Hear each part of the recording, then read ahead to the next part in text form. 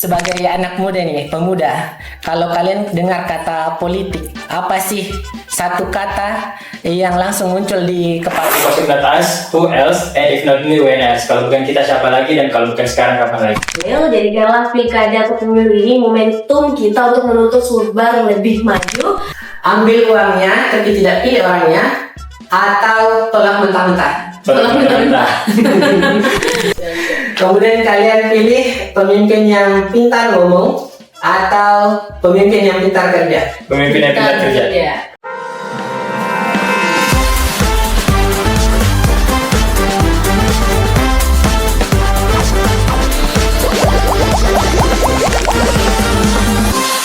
Kembali lagi di podcast KPU Provinsi Sulawesi Barat yang kali ini mengangkat tema anak muda saatnya peduli politik. Bersama saya Muhammad Iqbal yang akan menjadi pemandu podcast kali ini, dan turut hadir juga bersama kita dua orang narasumber pemuda berprestasi dari Sulawesi Barat. Selamat datang Adi Nuria Zahra dan Muhammad Fadel Miftahuddin Pababari. Siapa? Bagaimana kabarnya hari ini? Alhamdulillah baik. Iya, terima kasih sudah bersedia hadir di kantor kami, menjadi narasumber kami di podcast kali ini. Mungkin penasaran dengan siapa narasumber luar biasa kita ini yang hadir. Jadi bisa diceritakan tidak sedikit tentang diri kalian serta aktivitas kalian akhir-akhir ini? Perkenalkan, nama saya Andi Nuria Zahra, biasa disapa Zahra. Alhamdulillah kami kemarin telah mengikuti pemilihan Duta DPD RI, di mana kami terpilih untuk mewakili Sulawesi Barat di ajang tingkat nasional. Dan tentunya aktivitas saat sekarang saya sebagai freelance dan juga sementara kuliah di Universitas Terbuka. Yes. Baik, untuk saya sendiri, perkenalkan nama saya Muhammad Fadel Miftahuddin Pababari. Saya merupakan sarjana ilmu politik lulusan Universitas Hasanuddin. Kebetulan saya juga merupakan Duta Wisata Provinsi Sulawesi Barat tahun 2023, dan tahun ini saya mengikuti ajang bersama dengan Zara di pemilihan Duta DPD RI untuk mewakili Provinsi Sulawesi Barat yang dipertemukan dari 38 provinsi yang ada di seluruh Indonesia. Nah, kebetulan alhamdulillahnya saya mendapat wakil 2 atau juara 3 dari pemilihan tersebut, dan saya menjabat sebagai wakil 2 Duta DPD RI 2025. Luar biasa sekali. Jadi kalian berdua adalah duta DPD Republik Indonesia. Iya, dan baru terpilih tahun ini. Iya, betul. Ya, masih sangat fresh sekali. Dan bisa tidak diceritakan sedikit apa yang kalian dapatkan di Jakarta atau saat kalian di karantina saat menjadi duta, oleh-oleh untuk kita di sini? Jadi kemarin itu kita betul-betul dipertemukan dari 38 provinsi, Kak. Dan kebetulan ajang ini tuh untuk pertama kalinya saya ketahui bahwa 38 provinsi itu dipersatukan dalam satu ajang ini. Jadi 38 putra-putri dari totalnya 76, kita menggali informasi satu sama lain, tukar pikiran tentang isu-isu apa yang terjadi di setiap daerah yang ada di daerah masing-masing. Kemudian kita mencari solusi untuk akan hal itu, karena DPD sendiri itu ingin membentuk ambasador yang betul-betul paham akan fungsi dari DPD itu sendiri, Kak. Iya, betul sekali tadi yang dikatakan oleh Kak Fadil, karena zaman sekarang, anak-anak sekarang itu, para pemuda belum terlalu mengetahui perbedaan antara DPR dengan DPD. Dengan adanya kami sebagai ambasador untuk memperkenalkan sebenarnya apa sih itu DPD dan apa sebenarnya fungsi dari DPD RI itu tersendiri. Seperti itu, Kak. Luar biasa sekali dari pengalaman kalian. Jadi kalian membawa isu-isu lokal di sini untuk dipertemukan dengan isu-isu senasional di ajang duta tersebut ya. Luar biasa. Sekedar penasaran nih, apakah kalian juga membawa isu-isu politik lokal Sulbar ke ajang tersebut?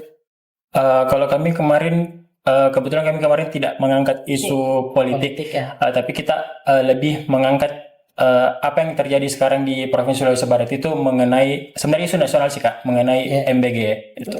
Oh, isu-isu MBG jadi isu-isu yang masih sangat fresh ya. Ya, tentang pendidikan sih, seputaran pendidikan. Betul. Perlu menggali nih politik dari sudut pandang anak muda. Iya. Nah, sebagai anak muda nih, pemuda, kalau kalian dengar kata politik, apa sih satu kata yang langsung muncul di kepala Anda? Bisa dari Fadel dulu. Kekuasaan. Kekuasaan. Luar biasa. Kalau dari Zara? Kalau saya politik potensi sih. Potensi. Lebih ke potensi ya. Oh ya, dua jawaban yang sangat bertolak belakang, berbeda ya. Iya. Tapi saya jadi penasaran ini, kenapa menjawab seperti itu? Karena politik ini bagaimana orang bisa lebih mempunyai kepercayaan diri untuk lebih menarik orang lebih banyak untuk percaya sama dia. Jadi kenapa saya mengatakan politik itu adalah kekuasaan? Karena orang bertarung untuk mendapatkan kekuasaan itu. Iya. Tarungan kekuasaan. Ya, Dari Zara? kalau saya potensi ya, dimana sebenarnya potensi itu bisa menjadi salah satu politik, apalagi kita di Sulawesi Barat, kita memiliki banyak sekali potensi seperti di kelautan, di pertanian, atau juga di pariwisata. Ini bisa dijadikan salah satu potensi untuk mengubah menjadi realitas itu. Luar biasa sekali. Jawaban yang saling melengkapi sebenarnya. Ada dari kekuasaan dan potensi lainnya. Padahal banyak anggapan loh bahwa anak muda itu apatis, bahkan bodoh amat, tidak tahu menahu tentang politik. Kalau menurut kalian itu mitos atau fakta itu? Mitos sih. Kalau saya juga mitos Kak. Iya, betul. Kenapa bisa seperti itu?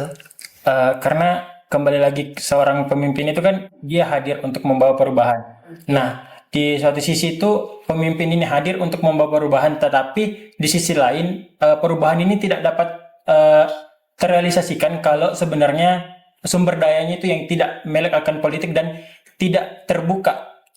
Pemikiran itu masih tertutup dan pemikirannya itu masih stuck di situ saja, bahwa dia siapapun pemimpinnya pasti tetap sama aja, tetap gini-gini aja kan, kayak tetap yang kayak tidak ada perubahan. Padahal itu tergantung dari mindset orang itu sendiri, tergantung dari mindset dari sumber dayanya itu sendiri. Jadi kita generasi muda ini harus betul-betul menyuarakan apa sebenarnya fungsi kita sebagai pemuda. Itu agar lebih didengarkan nantinya, agar prinsip mengenai siapapun pemimpinnya itu tetap sama aja, itu bisa hilang. Betul sekali. Prinsipnya perlu dibantahkan. Bagaimana kalau dari Zahra? Ya, tentunya itu tadi sudah dikatakan bahwa itu mitos ya. Sebenarnya anak muda itu tidak apatis, tapi bodoh amat tentang tidak bodoh amat tentang bodoh amat, tapi mereka itu selektif dan kritis. Mereka bodoh amat, tapi bodoh amat pada drama politik yang tidak substansial. Jadi misalkan nih, kita kan lagi ngobrol sama teman-teman semua di tongkrongan, kita bahas tentang politik. Kenapa di Mama saya tuh tidak meratapi internetnya? Kenapa tidak diperhatikan sama pemerintah? Atau tidak, kenapa di Kalumpang itu tidak meratapi infrastruktur jalannya? Atau kenapa kayak kakao itu masih anjlok begitu. Jadi itu menurutku frustasi itu jangan diartikan sebagai bodoh amat atau sebagai apatis, tetapi itu adalah alarm bahwa sistem yang harus bisa diperbaiki. Perlu diperbaiki sistemnya agar anak muda bisa lebih memandang luas, tidak substansial, beberapa saja mereka pandang ya. Saya dengar hal yang sangat menarik dari Zahra tadi, bahwa di tongkrongan kalian membahas tentang politik. Saya jadi penasaran untuk menggali lebih jauh. Bagaimana pembahasan politik Anda di tongkrongan itu? Apakah misalnya tongkrongannya internal kampus kah, di luar kampus kah? Apakah pembahasannya sekedar yang viral-viral saja, atau pembahasan hal-hal lokal di Sulbar juga kalian bahas politiknya?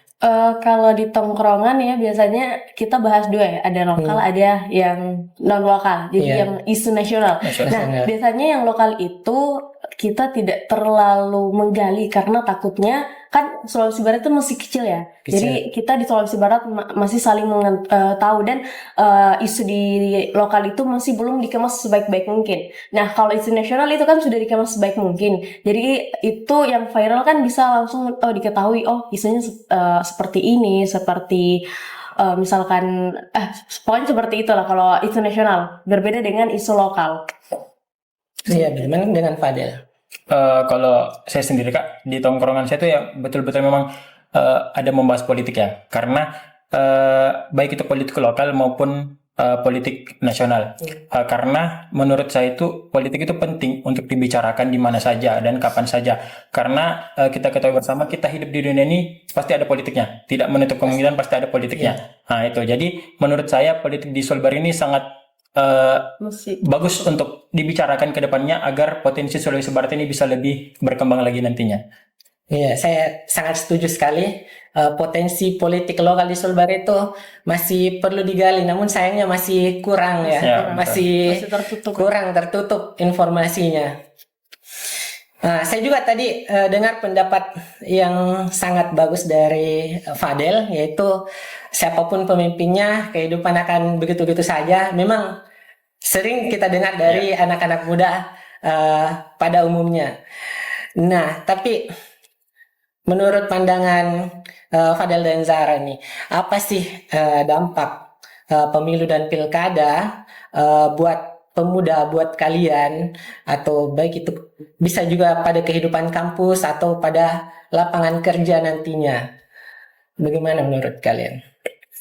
Kalau saya sendiri itu sangat berdampak besar ya Kak, karena kita ketahui bersama bahwa generasi muda saat ini telah dibentuk untuk generasi emas tahun 2045 nantinya. Jadi kita sebagai generasi muda ini betul-betul harus aware akan hal itu, karena bagaimanapun nantinya kita akan menjadi seorang pemimpin juga. Jadi bagaimana cara kita untuk bisa mempengaruhi atau kita sendiri pengaruhi diri kita sendiri terlebih dahulu, karena suara anak muda itu dapat menentukan arah kebijakan pemerintah nantinya. Iya. Ya, jadi pemikiran-pemikiran yang seperti kakak tadi bilang itu, menurut saya itu adalah bentuk kepasaran yang sangat merugikan, tapi dampaknya nyata dan langsung. Contohnya kalau kampus dan pendidikan, kan gubernur sama bupati itu pemegang kendali, sedangkan lapangan kerja itu kebijakan investasi dan izin usaha yang dipegang pemimpin daerah. Seperti itu Kak. Luar biasa sekali. Betul, saya juga setuju bahwa pandangan-pandangan apatis seperti tadi memang perlu disuarakan sendiri oleh pemuda untuk dibantah. Jadi pemuda membantah pandangan pemuda lainnya. Kita sama-sama saling mengajak untuk melek politik. Nah,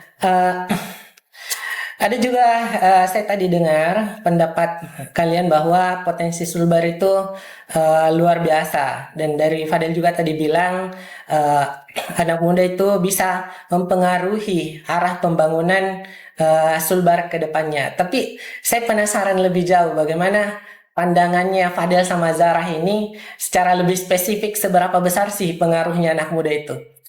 Kalau saya sendiri, pengaruh anak muda itu sangat besar, karena seperti yang saya dan Sarah lalu ini, kenapa kita katakan pengaruh anak muda besar itu, karena pemimpin-pemimpin kita ini ingin membentuk generasi muda ini bisa lebih didengar nantinya.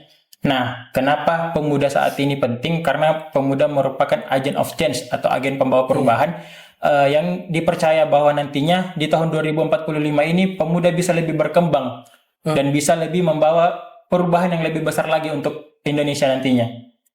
Iya betul. Jika anak muda, tentunya betul tadi yang dikatakan oleh Kak Fadel, jika anak muda Sulawesi Barat bersatu untuk menuntut good governance dan inovasi, tidak ada calon lagi yang bisa mengabaikan kekuatan kita sebagai generasi muda atau Gen Z. Iya. Jadi suara anak muda itu sangat luar biasa, sangat berpengaruh besar ya. Dari pandangan kalian sebagai anak muda juga ini, apa sih isu paling urgent yang perlu disuarakan pemuda? Ya, khususnya itu isu yang bisa kita titipkan pada pemilu atau pilkada selanjutnya. Ya. Yang pertama itu ada isu tentang lapangan kerja, pendidikan, dan juga ada isu tentang jaringan digital. Ya. Dan isu ini paling urgent itu tentang integritas lapangan kerja, kualitas pendidikan, dan jaringan digital. Mereka harus jadi satu paket.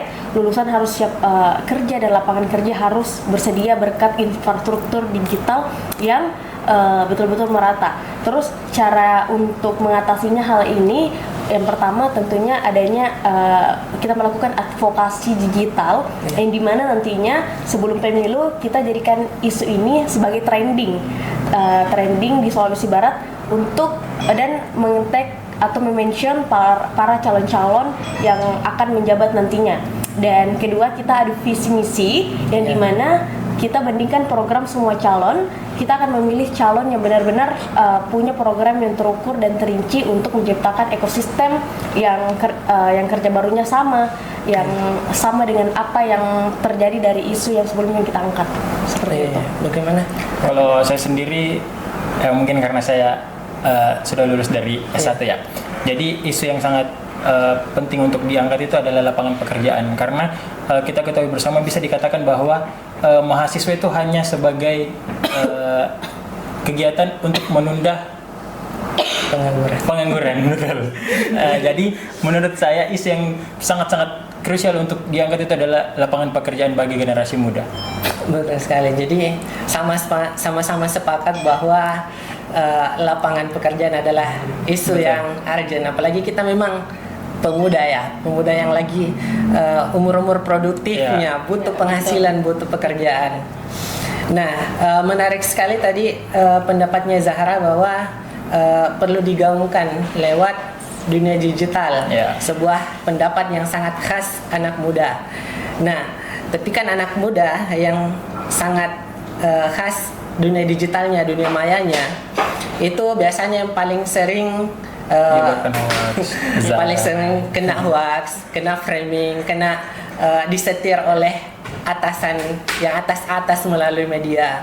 Nah, bagaimana caranya kalian berdua ini untuk memfilter atau menjaga diri Anda, menjaga diri kalian di dunia sosial, dunia digital? Tidak kita pungkiri Kak, kalau sekarang itu kurang lebih dari 70% penduduk Indonesia itu menggunakan media sosial dalam segala hal, dalam mengumpulkan informasi, dalam menyebarkan informasi. Nah, kita sebagai generasi muda ini, saya rasa sebagai generasi muda ini bisa di dirinya sendiri itu bisa memfilter apa saja informasi yang tidak benar atau informasi yang kurang tepat untuk di-share. Nah, kita juga di Duta Wisata ini Kak telah membentuk Duta DPD ini kita telah membentuk organisasi dengan teman-teman kita seluruh Indonesia.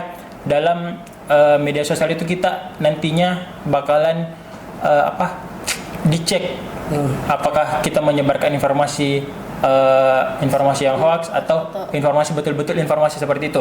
Dan kita juga ada bidang kajian untuk mengkaji apakah informasi itu bisa di-share atau tidak. Jadi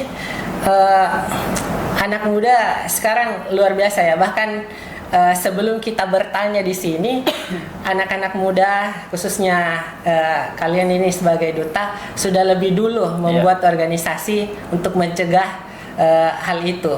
Tapi saya penasaran lebih lanjut nih, kalau misalnya nanti Duta DPD dan organisasi kalian ketemu dengan momen pemilu dan pilkada, itu kan biasanya hoax atau campaign di dunia sosial itu kebanyakan tentang isu politik, mengarahkan dan sebagainya. Bagaimana caranya kalian menanggulangi hoax dan sebagainya yang khusus tentang politik dan pemilu nanti? Kalau saya sendiri Kak, saya akan mengumpulkan beberapa informasi. Kemudian saya lihat apakah informasi yang saya terima ini betul-betul benar adanya atau tidak. Dan saya akan menyatukan dari beberapa informasi tersebut. Kemudian saya mencari tahu dengan beberapa teman saya juga, mengkomunikasikan dengan beberapa teman saya. Saya juga akan mengkomunikasikan dengan pihak tertentu terkait hal tersebut, apakah itu benar atau tidak. Kemudian saya bisa share nantinya. Luar biasa sekali. Kalau Zahra ada? Ya, yang pertama mungkin tadi sudah dikatakan oleh Kak Fadel, jangan pernah percaya pada satu sumber. Jadi kita cari sumber lain. Dan yang kedua, kita cek emosi nih. Seperti contohnya hoax yang didesain untuk memicu kemarahan atau yang panas-panas itu adalah hoax. Kalau seumpama ada platform yang memanas-manasi satu isu itu berarti hoax. Dan terakhir itu kita cek data dan konteks. Kita cari tahu dulu apakah itu yang sudah lama diungkit kembali atau memang itu isu terbaru. Seperti itu.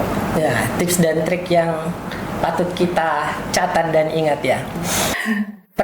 Pernahkah tidak di dalam circle-nya kalian, circle pertemanannya kalian berdua ini ada perbedaan pandangan politik yang bahkan perbedaan itu bisa jadi konflik, ribut kah, atau bahkan leave dari grup gara-gara pandangan politik yang berbeda ini. Dan bagaimana kalian menyikapinya yang lebih malak-bilah, lebih khas nilai-nilai luhurnya Sulbar, kalian menyikapinya? Kalau soal itu tidak dipungkir lagi ya Kak, apalagi kayak kemarin dalam pemilihan pilkada pasti ada lah pro kontra di antara pertemanan. Nah pasti ada juga di dalam grup itu yang mengatakan terserah kau siapa mau pilih, ndak peduli Kak, karena siapapun nanti bupatinya, siapapun nanti tidak ada gubernurnya, siapapun nanti presidennya, tetap jaga begini. Nah, mungkin kata-kata itu bakalan sering keluar di grup-grup itu. Tapi kami sebagai generasi muda yang paham akal itu, kita akan lebih, kamu nggak usah kayak begini. Menerimalah apa pendapat dari orang, meskipun kamu pilih ini. Ya, kamu juga bisa lihat sisi baiknya dia. Jangan pernah melihat sisi buruknya dia. Jangan pernah menerima informasi dari sosial media bahwa yang buruk-buruk itu yang kayak ini enggak usah dipilih. Janganlah. Kita lihat sisi baiknya dari kedua calon kita, dari beberapa calon kita. Kita lihat sisi baiknya saja. Kita lihat untuk kedepannya Indonesia atau untuk kedepannya Sulawesi Barat nantinya.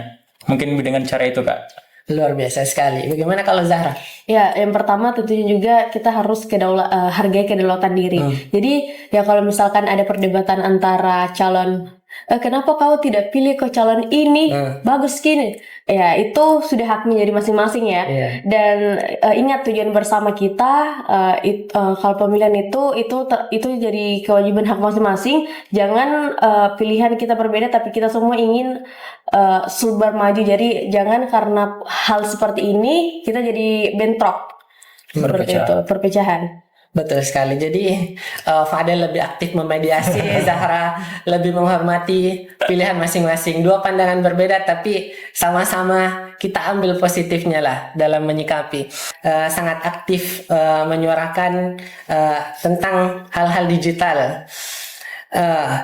Kalau nanti kalian bertemu dengan pemilu dan pilkada, kalian mengecek rekam jejaknya lewat mana sih? Apakah masih lewat manual, baliho di jalan, ataukah kalian kepo melalui digital, dan bagaimana caranya? Ya, kalau baliho kan itu cuman hanya sekedar marketing ya. Nah, kalau untuk yang lebih efisien itu kita cek lewat platform portal resmi dari KPU. Oh, betul sekali. Yang pertama itu kita cek visi misi yang terdaftar. Ini apa nih? Apa visi misi dari calon tersebut? Terus yang kedua kita cek dari LHKP.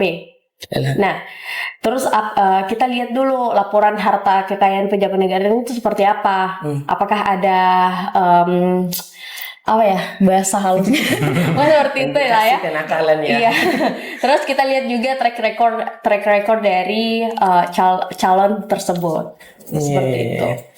Kalau Fadel? Kalau saya sendiri sih Kak, lebih ke media sosialnya. Media sosial. Ya. Media sosial pribadinya calon. Media sosial pribadi. Iya. Karena kan biasanya para calon ini dibuatkan media sosial official. Iya. Saya cek media sosial pribadinya terlebih dahulu, baru saya cek media sosial officialnya. Tips yang bagus sekali supaya kita lihat sosok aslinya, sosok aslinya beliau. Nah, perlu saya pertegas kembali tadi pendapatnya Zahra kepada pemirsa di rumah. Yang pertama kalian perlu cek adalah officialnya pernyataan dari KPU, baik dari sosial media KPU maupun dari website dan YouTube-nya KPU. Begitu pemirsa. Pemilu sebelumnya, pilkada sebelumnya, kalian pernah cek informasi dari KPU tidak? Mungkin hanya lewat ya. Mungkin kan anak-anak zaman sekarang kan mungkin yang tadi kita bahas sebelum yang pertama itu kan bukan bodo amat, tapi kayak ya seperti itulah. Jadi kalau untuk mengecek akun media sosial KPU, ya tentunya pasti. Iya, bagaimana Fadel? Kalau saya sendiri Kak, mungkin lewat iklan saja. Lewat Iklan dari sosial media. Karena jujur saya sendiri aktif di media sosial Kak. Iya. Jadi mungkin kalau mendengarkan informasi-informasi atau bahkan saya langsung ngecek itu jarang adanya. Kayak kalau saya yang mau buka sosial media tersebut untuk saya cek sendiri itu jarang Kak. Jadi saya lebih lihat di iklan-iklan aja. Apakah kalian berdua ini pernah cek DPT online? Kalau saya sendiri tidak pernah mengecek, tapi saya pernah mendengar bahwa KPU telah mengeluarkan data pemilih tetap ya. Iya. Ya, saya pernah mendengarkan DPT itu apa. Jadi di DPT itu kita bisa melihat siapa saja yang bisa memilih. Tapi saya tidak pernah mengecek itu. Oh iya. Sama seperti Kak Fadel juga belum pernah mengecek, tapi nanti mungkin kita akan mengecek ya kalau dekat-dekat pemilu nanti. Iya, pemilu selanjutnya kan Ya, kalian pemilu biasa tuh. selanjutnya. Tapi pemilu tahun lalu sudah ikut kan? Sudah. Iya, itu DPT-nya dikirim ke rumah kalian. Iya. Iya, betul. Iya. Nah, pemilu selanjutnya kalian sudah bisa lebih proaktif dicek Siap. lewat website. Ngomong-ngomong soal pemilu nih, khususnya pas pelaksanaan pencoblosan. Menurut kalian apa yang bisa dilakukan anak muda untuk membantu KPU Sulbar? Bagaimana partisipasinya kalian? Apakah kalian mau menjadi petugasnya, misalnya KPPS dan sebagainya, atau ada peran-peran lain yang menurut kalian krusial dan penting untuk membantu KPU ini? Mungkin kalau saya pribadi KPPS ya. Oh, jadi petugas langsung. Iya. Kalau Zahra? Sama KPPS dan lewat media sosial. Media sosial. Nah, di seri pertanyaan ini, pertanyaan terakhir dari kami. Kalau kalian diberikan mikrofon ajaib lah, yang kalian bicara di sini didengar oleh seluruh pemuda di Sulawesi Barat detik ini juga. Apa pesan kalian yang akan kalian sampaikan, apalagi khususnya tentang pemilu, pilkada dan politik, isu politik? Fadel duluan. Mungkin saya pribadi ingin menyampaikan kepada seluruh generasi muda, ayo kita melekkan politik karena generasi emas tahun 2045 adalah kita pegang kendali. Generasi pegang kendali karena generasi muda itu merupakan agent of change atau agen pembawa perubahan yang dimana perubahan ini bisa dibawa untuk Indonesia yang lebih maju nantinya.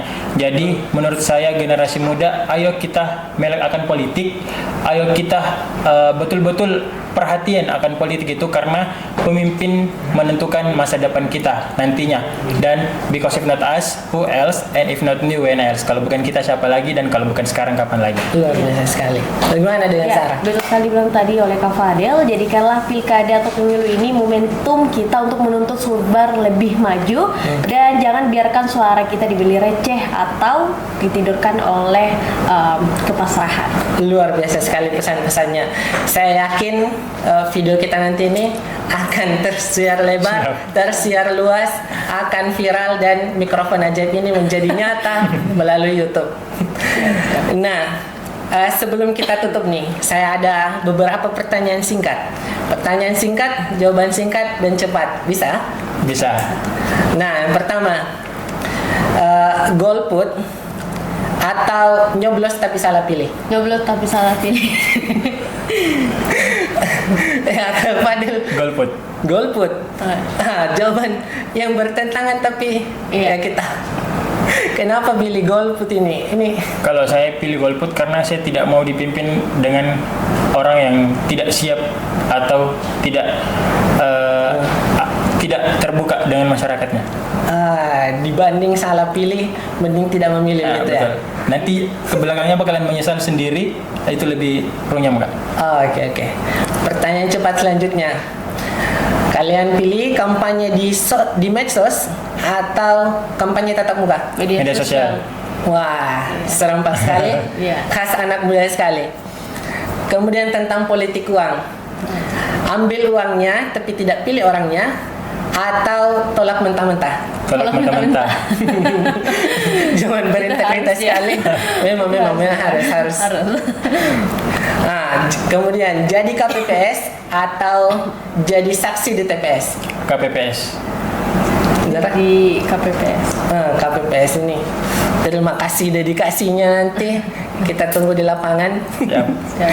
Kemudian kalian pilih pemimpin yang pintar ngomong atau pemimpin yang pintar kerja. Pemimpin yang pintar kerja. Harus. Jadi pekerjaannya lebih penting daripada Ngomong. sekedar janjinya, omongannya. Betul sekali. Itu patut didengar oleh calon-calon pemimpin nantinya. Nah, serangkaian pertanyaan saya sudah habis. Jawaban-jawaban dan statement kalian sangat luar biasa. Ini memberikan pandangan baru untuk kita karena selama ini suara anak muda di dunia politik itu, isu-isu politik sangat sedikit, sangat kurang diperhatikan. Padahal anak muda seperti kata Fadel tadi, calon pemimpin di masa depan, apalagi di Indonesia Emas 2045 itu anak muda seperti kalian yang akan jadi pemimpin. Jadi memang anak muda perlu melek politik sejak dini.